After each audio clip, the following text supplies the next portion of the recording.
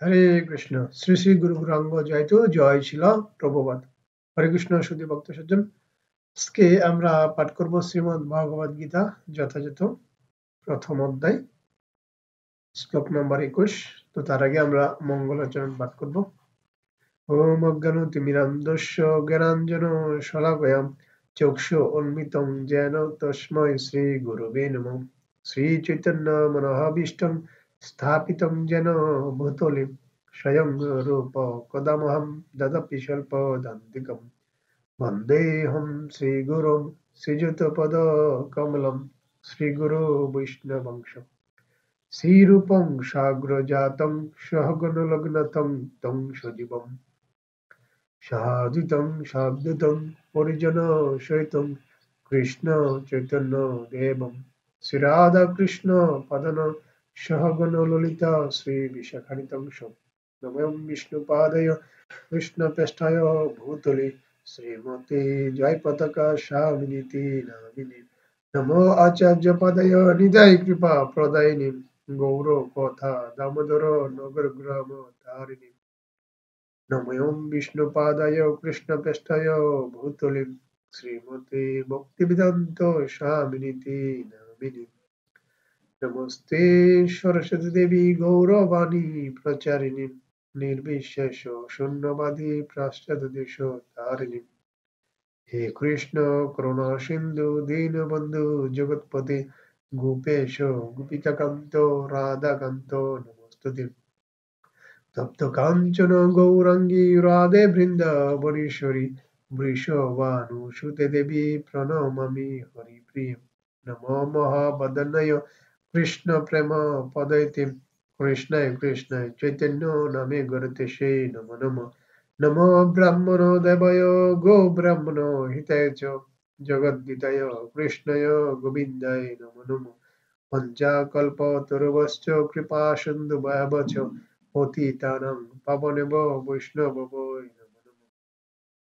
जय श्री कृष्ण चैतन्य प्रभु नित्यानंद श्री अद्वैत गदाधर श्रीवासादि गौरभक्त वृंद हरे कृष्ण कृष्ण कृष्ण हरे हरे हरे राम राम राम हरे हरे।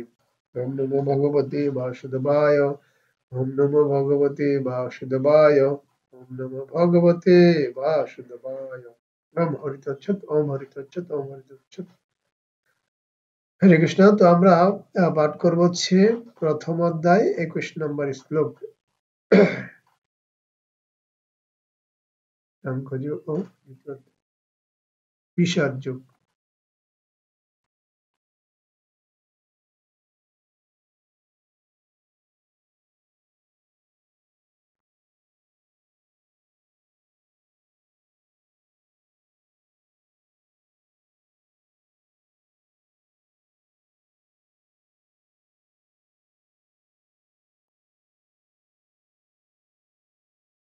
হরে কৃষ্ণ। আমরা পাঠ করব শ্রীমদ্ ভগবদ গীতা যথাযথ প্রথম অধ্যায় বিষাদ যোগ, শ্লোক নম্বর 21 থেকে 22। অর্জুন উবাচ সেনয় উভয় মধ্যে রথম স্থাপয় মে অচ্যুত যাবৎ এতান তিরিক্ষৈ অহম যুদ্ধ কামান অবস্থিতান কই ময়া সহ যুদ্ধবম অস্মিন রণ সমুদ্ধমে। হরে কৃষ্ণ। অর্জুন বাচ্চ, অর্জুন বললেন, সেনয় সৈন্যদের উভয় মধ্যে মধ্যে রথম রথ স্থাপয় স্থাপন করো মে আমার অচ্যুত হে অচ্যুত যাবৎ যাতে এতান এই সমস্ত নিরীক্ষে দেখতে পারি অহম আমি যুদ্ধ কামানো যুদ্ধ করতে অভিলাষী অবস্থিতানো যুদ্ধক্ষেত্রে অবস্থিত কই কাদের সঙ্গে ময়া আমাকে সহ সঙ্গে যুদ্ধবম যুদ্ধ করতে হবে অস্মিন এই রণ সংগ্রাম সমুদ্ধমে প্রচেষ্টায়।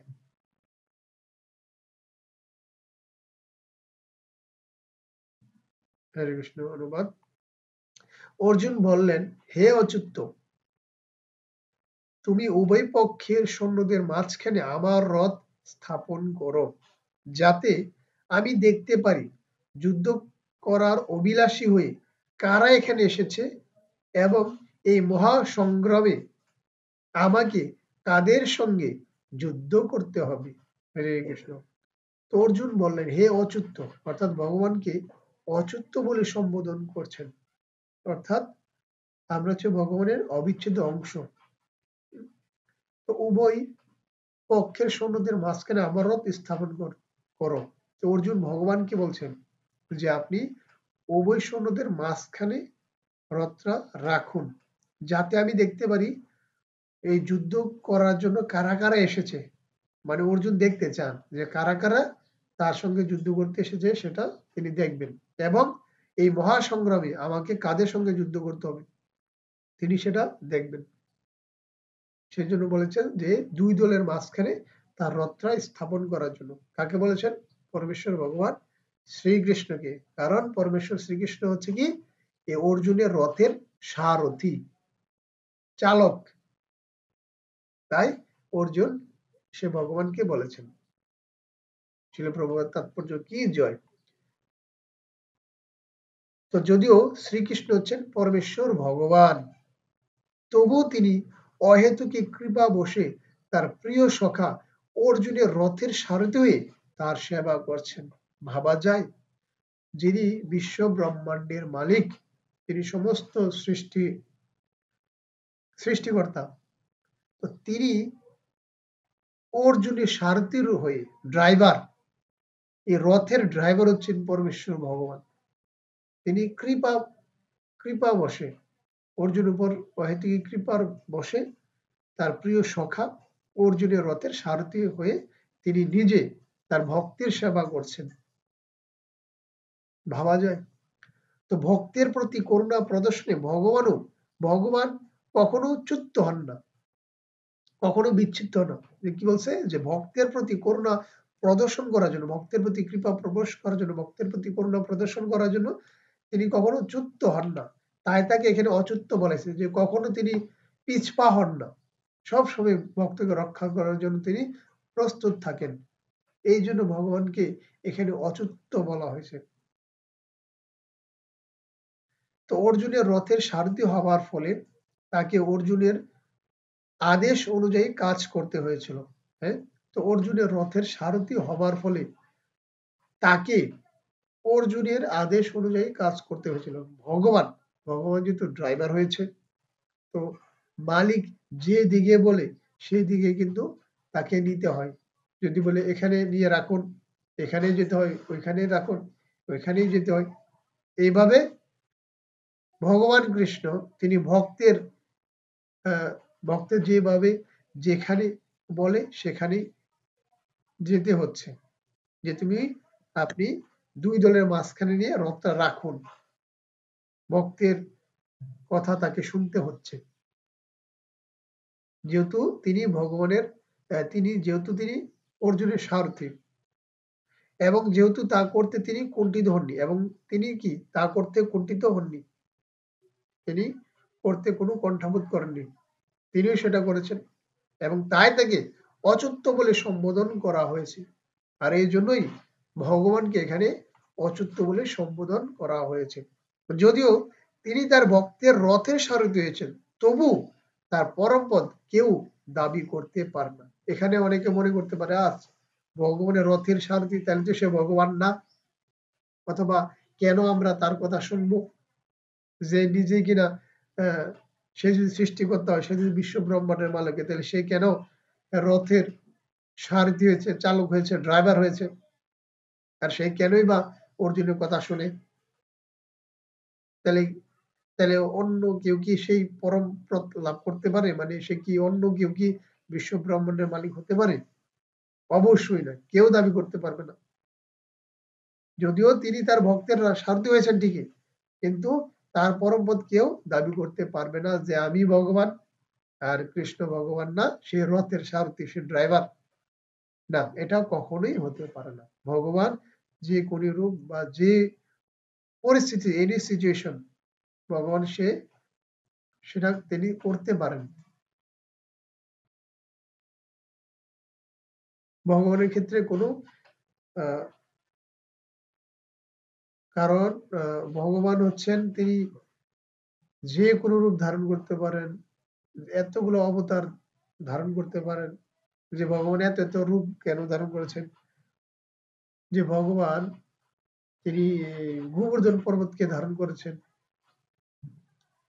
তারপর যেটা কিনা 21 কিলোমিটার, তারপর হচ্ছে ভগবান 16,108টি স্ত্রী গ্রহণ করেছেন, যেটা কারোর পক্ষেই সম্ভব নয়। এবং এক একটা রূপে, এক একটা চরিত্রে, এক একটা স্বভাবের কৃষ্ণ নিজেকে প্রকাশ করেছেন, যেটা অন্য কেউ সম্ভব না। ভগবান এনি সিচুয়েশন নিজেকে পরিবর্তন করতে পারেন। সে হচ্ছে ভগবান, তিনি হচ্ছে বিশ্ব ব্রহ্মাণ্ডের মালিক। তো তিনি হতে পারবেন না একজন সাধারণ ড্রাইভার? অবশ্যই হতে পারবেন। তো তাই বলে কেউ এটা দাবি করতে পারবেন না যে পরম পদ অন্য কেউ দাবি করতে পারবেন না, এটা ইম্পসিবল। কারণ তিনি হচ্ছেন বিশ্ব ব্রহ্মাণ্ডের মালিক, এটা অন্য কারো দ্বারা সম্ভব নয়। এটা আমাদের মূর্খ, যদি এটা বলা হয় তাহলে সেটা হবে আমাদের অপরাধ, এবং এটা হবে মূর্খতা, এবং সেটা হবে অজ্ঞানতা। তো দেখুন কি বলেছে, সকল অবস্থাতে তিনি হচ্ছেন পরম পুরুষ ভগবান এবং সমস্ত ইন্দ্র অধীশ্বর ঋষিকেশ। এই যে ভগবানের আরেক নাম কি? ঋষিকেশ। যিনি সমস্ত ইন্দ্রের অধিপতি, তাকে বলা হয় ঋষিকেশ। তো ভগবানের সঙ্গে ভক্তের সম্পর্ক মধুর ও অপ্রাকৃত।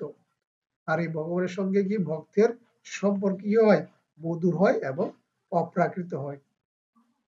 ভক্ত সর্বদাই ভগবানের সেবায় উন্মুখ থাকে, ঠিক তেমনি ভগবানও তার ভক্তের কোন রকম পরিচর্যা করতে সুযোগের অন্বেষণ করেন। হরে কৃষ্ণ। কি বলা হয়েছে এখানে? যে ভক্ত সর্বদাই কি করে? ভগবানের সেবায় যেমন উন্মুখ থাকে, ঠিক তেমনি ভগবানও তার ভক্তের পরিচর্যা বা সেবার সুযোগের সন্ধান করেন বা অন্বেষণ করেন। আমরা জানি কি যে ভক্ত ভগবানের নিত্য দাস, ভগবানের অধীনে ভক্ত থাকে, ঠিক তেমনিও ভগবানও ভক্তের বশীভূত থাকেন, ভক্তের অধীনে থাকেন। ভক্ত যেমন ভগবানকে ছাড়া থাকতে পারেন না, ঠিক ভগবানও ভক্তকে ছাড়া এক মুহূর্ত বিরহ সহ্য করতে পারেন না। দুইজনে একে অপরের পরিপূরক। তো ভগবান যখন তার কোনো শুদ্ধ ভক্তের আদেশ অনুসারে তাকে পরিচর্যা করার সুযোগ পান, তখন তিনি অসীম আনন্দ উপভোগ করেন।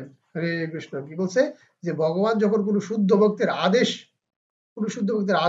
অনুসারে তাকে পরিচর্যা করার সুযোগ পান, তখন তিনি অসীম আনন্দ উপভোগ করেন। যেমনটা অর্জুন এখানে বলছেন যে আপনি দুই দলের মাঝখানে রাখুন, আমি দেখতে চাই কারা এখানে এসেছেন। তিনি আদেশ করেছেন, অর্ডার। তো ভগবান কি সেটা খুশি হয়ে সেই কাজটা করেছেন। আমরা অনেক ইতিহাস জানি।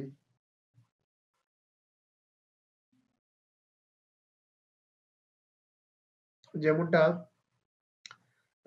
ভগবান যে বুক কি গ্রহণ করেন, আমরা কি সচক্ষে দেখি? অনেকেই ভক্তরা বা মায়াবাদীরা বলে থাকেন যে ভগবান যদি খায় তাহলে আমরা দেখি না কেন?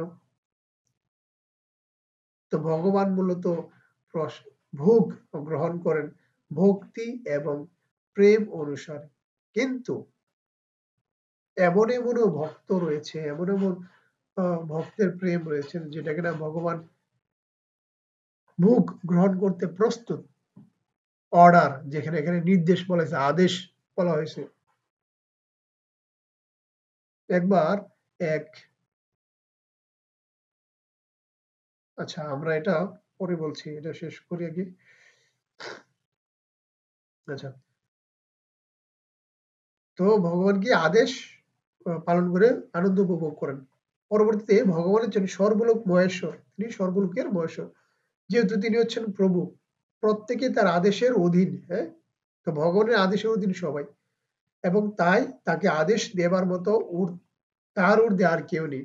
কিন্তু যখন তিনি দেখেন যে কোনো শুদ্ধ ভক্ত তাকে আদেশ করেছেন, তখন তিনি দিব্যানন্দ লাভ করেন।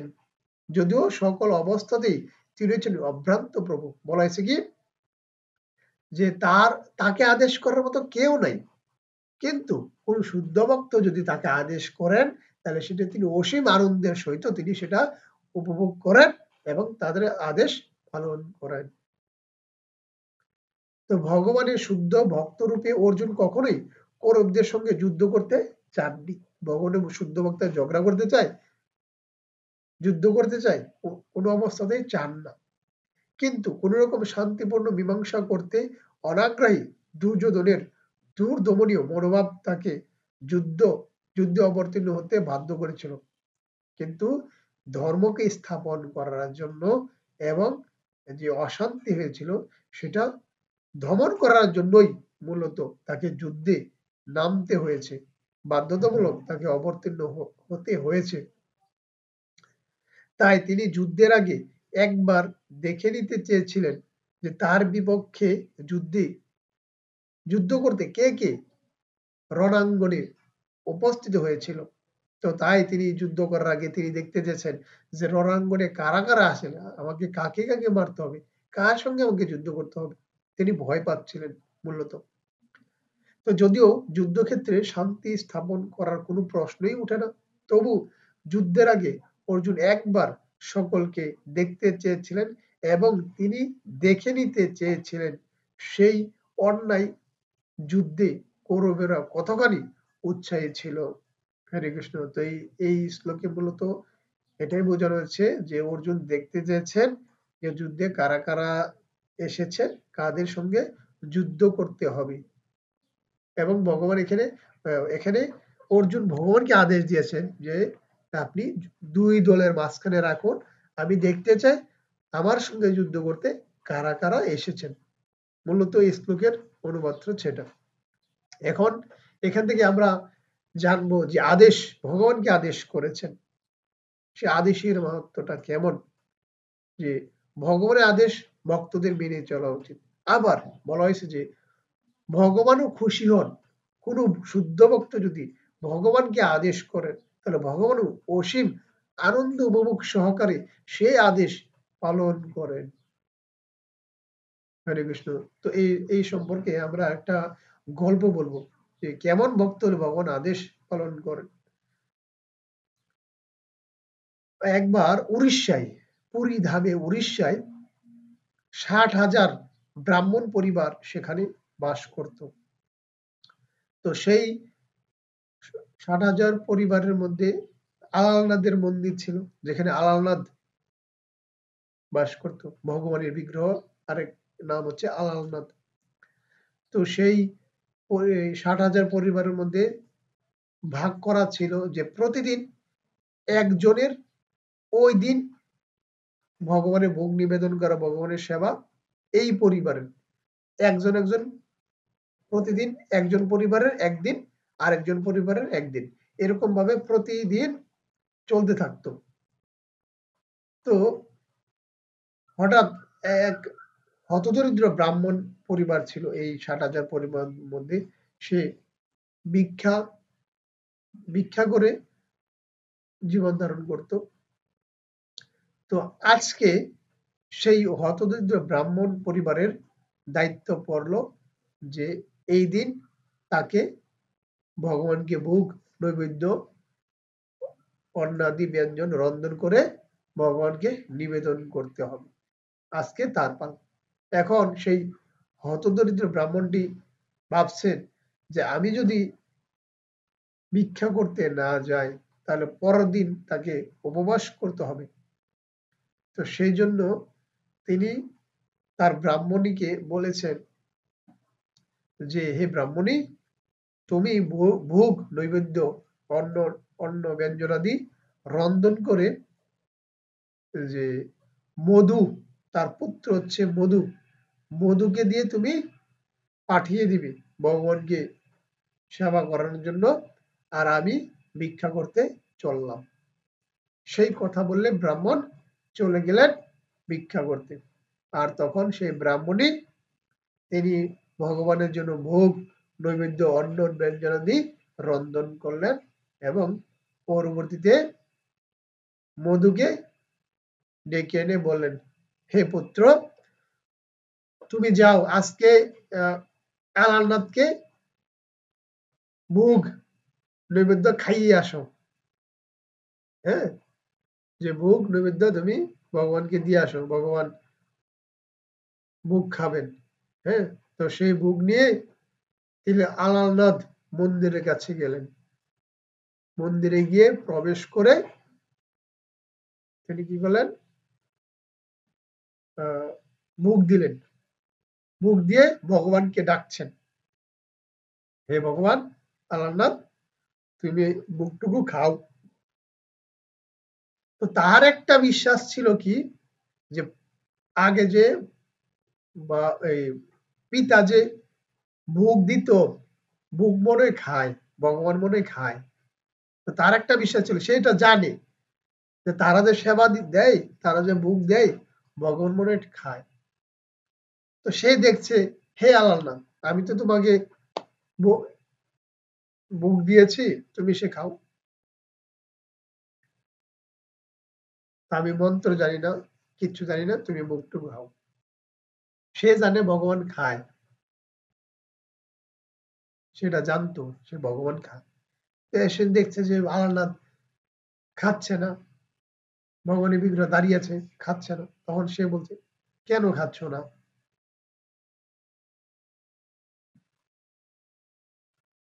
তো সে জানে খায়, তো সেই জন্য সে ভগবানের কাছে আকুতি মিনতি করতে লাগলো, প্লিজ খাও। কারণ সে জানে সে ভগবান খায়, তো সেই জন্য ভগবানকে বলছে তুমি খাও। ভগবান আকুতি মিনতি করছে যে খাও খাও। তো ভগবান খাচ্ছে না খাচ্ছে না, এক পর্যায়ে তার রাগ উঠে গেল, তুমি খাবে না তো? এত এত করে ভালো করে বলছি, আমরা অনেকেই এরকমটা করি যে সোজা আঙ্গুলে গিয়ে উঠলে আঙ্গুল বাঁকা করতে হয়। তো সেজন্য সেও রেগে গেল, তুমি খাবে না তো? দাঁড়াও দেখাচ্ছি মজা। দরজা লাগিয়ে একটা লাঠি নিল, যেই লাঠি নিয়ে মারতে যাবে তৎক্ষণাৎ ভগবান হাজির, আর হাজির হয়ে আলালনাথ সেই ভোগ খেতে লাগলো। খেয়ে পেট ভরে তখন সেই মধুসূদনও খুব খুশি এবং পরিষ্কার প্লেট পরিষ্কার করে, থালা পরিষ্কার করে সেই ভোগ খেলো। হ্যাঁ, আর সেই মধুও খুব খুশি হলো, বাচ্চাটা খুব খুশি ছিল। হ্যাঁ, ভগবান খেয়েছে। তখন সে ভগবান খাওয়ার পরে তখন সে থালা নিয়ে সে চলে গেল। চলে যাওয়ার পর সে বাড়িতে আসলো। বাড়িতে আসার পরে তার মা দেখছে, কে রে মধু, প্লেট খালি কেন, প্রসাদ কোথায়? তখন মধু বলল, প্লেট খালি থাকবে না, ভগবান খেয়েছে না। ওমা, তখন তার মাতা অবাক, ভগবান ভোগ খায়? তখন আবার বলছে, এই মধু, তুই কি খেয়ে ফেলেছিস, প্রসাদ খেয়ে ফেলেছিস? বলছেন, তখন মধু বলছে, না, আমি তো প্রসাদ খাইনি, তোমরা না বললে যে ভগবানকে ভোগ খাইয়ে দেওয়ার জন্য? ভগবান তো সবটা খেয়েছে। তখন তার মাতা বলছে, কি আশ্চর্য ব্যাপার, ভগবান ভোগ খেয়েছে। তখন তার মা ভাবছে যে হয়তো ছেলেটা খুব খিদা পেয়েছে, আর খিদার তাড়নায় সে খেয়ে ফেলেছে, আর এখন সে ভয়ে হয়তো বলছে যে যে ভগবান ভোগ খেয়ে ফেলেছে, ভগবানের উপরে দোষটা চাপিয়ে দিচ্ছে। এখন আর কি বলবে পুত্রকে, কিছু না বলে আচ্ছা ঠিক আছে, যা ঘরে যা। কিন্তু তাদের এই প্রসাদটাই ছিল মূলত ওই দিনের ক্ষুধা নিবারণের একমাত্র খাদ্য। কিন্তু এখন এই প্রসাদটুকু হয়তো ছেলেটা খেয়ে ফেলেছে, সে মা ভাবছে এটা। তো এখন সারাদিন তারা উপবাস। এখন ব্রাহ্মণ আসছে, আসার পরে বলছে, ব্রাহ্মণী আমাকে খেতে দাও, প্রসাদ দাও। তখন ব্রাহ্মণী বলছে, প্রসাদ কোথা থেকে দিব? আপনার পুত্র ভগবানকে ভোগ নিবেদন করতে গিয়েছে, এখন সে এসেছে খালি প্লেট নিয়ে, খালি থালা নিয়ে, এবং সে বলছে ভগবানকে ভোগ খেয়ে ফেলেছে। হয়তো সে খিদে খেয়ে ফেলেছে, কিন্তু সে বলছে ভগবান নাকি ভোগ খেয়ে ফেলেছে। ভগবান ভোগ খেয়ে ফেলেছে, তখন সে মধুকে ডেকেছে, মধু কি হয়েছে বাবা, বলো তো পুত্র কি হয়েছে? তখন সে বলছে, আমি আমি প্রসাদ খাইনি বা আমি ভোগ খাইনি, খেয়েছে ভগবান, সবটা খেয়েছে। তখন ব্রাহ্মণ ভাবছে কি হয়েছে, ভগবান ভোগ খায়? তখন সেও ভাবছে কি হয়েছে ব্যাপারটা আসলে। সে মধু বলছে যে সে ভোগ খায়নি, মানে সে প্রসাদ পায়, ভোগ, সে প্রসাদ খায়নি। তো আবার বলছে যে ভগবান সবটা খেয়েছে, আদৌ কি ভগবান খায়? তখন ব্রাহ্মণ তো, সে তো শাস্ত্র জানে, কারণ ভক্তির দ্বারা ভগবান ভোগ গ্রহণ করেন, অন্য কোনো মাধ্যমে ভগবান ভোগ গ্রহণ করে না।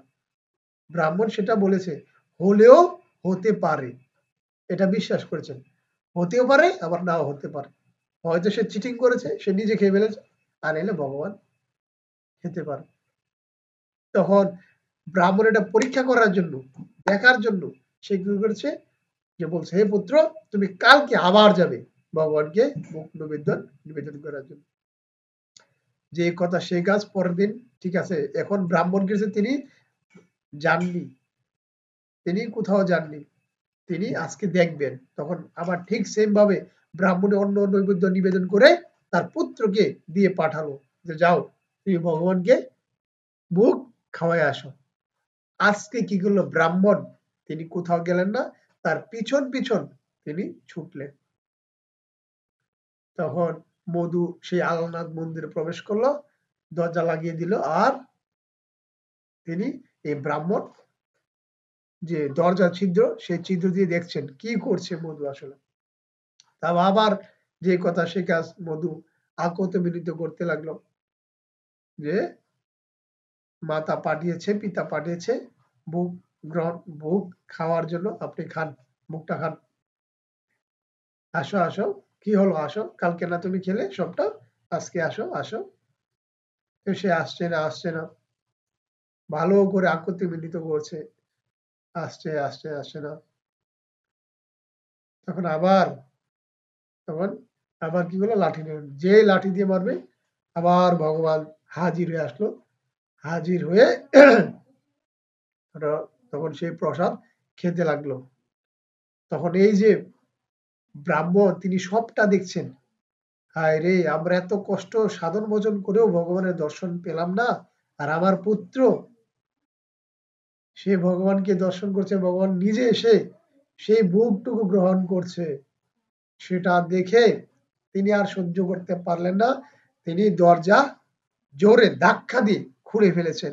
আর যেই ধাক্কা দিয়ে খুলে ফেলেছে, ভগবান কি করেছেন, তিনি পায়েস খাচ্ছিলেন, গরম গরম পায়েস, সেই গরম পায়েস থাকা অবস্থায় তার বুকে পড়েছে, তার হাতে পড়েছে, ঠসা পড়ে গেছে। আর তিনি এই অবস্থায় তিনি আবার বিগ্রহে তিনি ফিরে গেলেন। আর এটা দেখে হ্যাঁ, ব্রাহ্মণ তিনি ক্রন্দন করতে লাগলেন, যে এত তপস্যা করে যাকে লাভ করা যায় না, আর এই ছোট্ট শিশু আমার পুত্র মধু, তাকে লাঠির ভয় দেখিয়ে তাকে দর্শন করলো, এবং তাকে নিজ হাতে সে খাচ্ছে। কতটুকু কৃপা হলে ভগবান এমনটা করেন, ভক্তির দ্বারায়। ভগবান ভক্তের অধীন, বিশ্বাস, এটাই বিশ্বাস, যে মধু জানতো ভগবান খায়, সেই জন্য সেই বিশ্বাস রেখে তাকে আদেশ করেছে যে ভগবান খায়। হরে কৃষ্ণ। তো এটা হচ্ছে আদেশ, যে ভক্তের অধীন ভগবান, ভক্তের বশীভূত ভগবান। এটাই আমরা এখানে বুঝতে পেরেছি, যে আমাদের উচিত ভক্তের আদেশ অনুসারে, নিয়ম কানুন অনুসারে চলা, কিন্তু ভগবানও ভক্তের আদেশ অনুসারে চলেন, ভক্তের আদেশ আনন্দের সহিত সেটা উপভোগ করেন। হরে কৃষ্ণ। আজকে এই শ্লোক থেকে আমরা এটাই জানতে পারলাম যে অর্জুন এখানে আদেশ করেছেন আর ভগবান সেই আদেশ অনুসারে তিনি কাজটা করেছেন। হরে কৃষ্ণ। তো আজকে এই পর্যন্তই। আমরা পরবর্তীতে জানবো যে অর্জুন কি বলেছেন। হরে কৃষ্ণ।